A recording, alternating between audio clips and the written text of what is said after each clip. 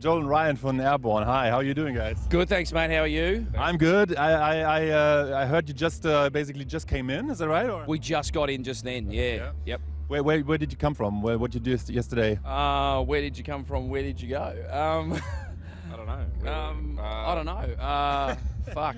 It's Summer Breeze Festival, actually. Okay. So we were down there. I'm not sure where that is, but I know it's in Germany, and that's where we were. Was it nice? It was great. Okay. Really great crowd. Okay. The Deutschland, they rock out here, you know. Yeah, I mean, you've been here so many times. So it's good relations with Germany for you guys? Yeah. We have a great time. Yeah? Yep. What is special about the Germans, the crowds? Oh, they go wild. They get into it. They drink a lot of beer, and it's the same kind of thing we do. So we all get along really well. The next album is coming out soon, and I heard it's completely electronica this time. Yeah. It's all electronic, and it's there's no guitars, no drums or anything. It's just it's all done on a computer. No, we tracked it all live. It's all down to tape, and it's all rock and roll again. It's a bit more raw this time, a bit more personality. The band getting across, so it's a bit more in your face, bit heavier. Is home still Melbourne for you guys? Yeah. We don't spend much time there. We actually spend more time on the road. But if we're working on a record, it's usually in Melbourne. Yeah. So you got families there and stuff? Are you guys fathers and no husbands? No. No. This job doesn't really allow that kind of luxury. So basically, just go home, wash your things, go on tour again. Exactly. Kind of like that. Yeah, it's a circus life, you know. It's you're on the road, you're back home, you know, and then you're back on the road. It's like our commute to work is 30 hours. Exactly. I was wondering why you haven't relocated to Europe. You know, I mean, we've got so many nice places here over here too. So you know, and you're always here anyway. Yeah, we are. I mean, it's this is where we rock. This is where we play. You know, this is where we come to have a good time and go and do what we do. When we go back home, it's to go to watch the cricket or the footy or something, pretty much.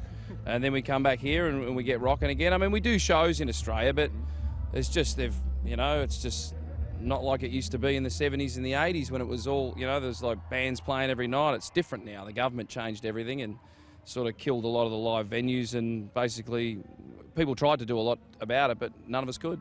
We tried to stop it, but the government just came in and fucked it for everybody. What's the reason for that? It's just laws to do with noise pollution. Really? And, you know, rock and roll ain't noise pollution. But, you know, like it's that classic. You build a high-rise apartment next to a great little live venue, like the Annandale in Sydney, or the Espy down in St Kilda, and then you get all these laws, or the Cherry Bar, you know. Like, Cherry Bar is a good example because they almost had to close, but, you know, the fans of the pub went and put in like 80 grand or something just to pad the walls out so that they could keep having bands and keep rocking in there. To do all that, you know, like the little guys can't afford to do that, so they get pushed out by the big high-rise apartment, and Australia just doesn't, the government doesn't support it, you know. So it's the people that come out and support it, and there's only so many of us, you know. There's only a small country. You've toured with so many great people. I mean, Stones and Motorhead, of course, and who else? Motley Crue, Iron Maiden, all these guys. Do you have some favorites? I mean, of course, Lemmy. You know, I know that he's been in your videos and stuff. So, any stories that you can share with us? I guess, well, one of the favourites was touring with Iron Maiden around the UK with their home crowd. That was a really great tour. For us, I think it was, you know, first time I saw Bruce Dickinson. I think he was running the VIP tour himself. So they're a very hands-on band. You know, we can relate to that ourselves, and you know, we really just love. But we love touring with those kind of bands because we always try and learn as much as we can when we're on the road. So yeah. What would you learn from Iron Maiden? Learn heaps, really. I mean, the way they do things, I'm not going to go into it because it's the secrets of Iron Maiden. But the way they do things is very smart. It's very, very smart. In terms of business, you mean? Or? No, like, I mean, the stage show. Right. You know, like, it's the way they do it is very, there's a lot of genius happening back there. And it's also common sense and simplicity to it that makes it this live and real, tangible experience to go see Maiden. There's no video walls or any of that bullshit, you know. They're doing it real, and when you watch a band like that, and you play rock and roll, you know, it's like you see the way that they put on that show, and you go, oh, okay, you learn. You got to learn, you know. That's what it's about. How much rock and roll cliche stuff is going on when you're touring with these kind of acts? Well, see, cliche is not in our vocabulary. Cliche is another word for fun. So if you take cliche out of rock and roll, you take away the fun. It's like saying, like, cliche is like rock and roll fun.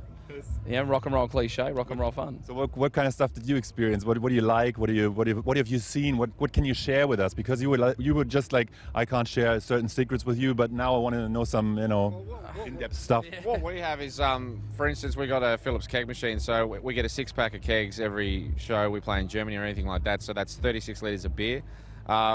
We've pretty much been drinking most of that.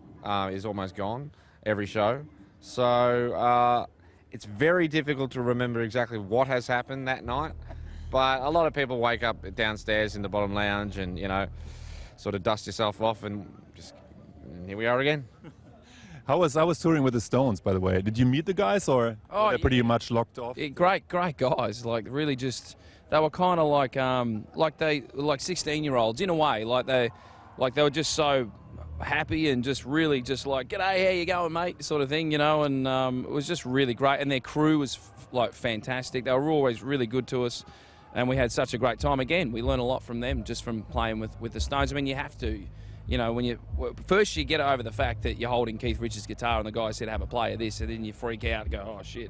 Did he allow you to? Yeah, well, his guitar tech did. He said, hey, come and have a look at this. And I was like, oh, wow, you know, it was pretty amazing. And then when we met the Stones, Keith grabbed my guitar and he said, what's that? Oh, yeah, Gibbs, that's a good one. I went, oh, yeah, thanks. And, but no, they were really, really humble. And, you know, when you play with a band at that level, like there's the Beatles and the Stones, you know, they're the two biggest sort of, you know, bands of the world. The Stones are still going. They're the longest running rock and roll band on earth. And it's just such an honour to play with a band like that. I'm still pinching myself today that, you know, exactly. We played with the Rolling Stones. Toten Hosen you met too. Yeah, met them, and you know played you know a bunch of shows, and I think we actually saw them at an awards a while after as well, and they're still just having a drink, having a laugh, and you know they're great guys, great guys. You as brothers in a band, do you annoy each other very often? I mean, I would if I'd had a band with my brother, I'm sure. Yeah, you know, it just gets like that. Do you have a brother? Or yeah, yeah, okay. Could you imagine doing that? No, okay. No way. Yeah. Well, yeah. That's pretty much what happens.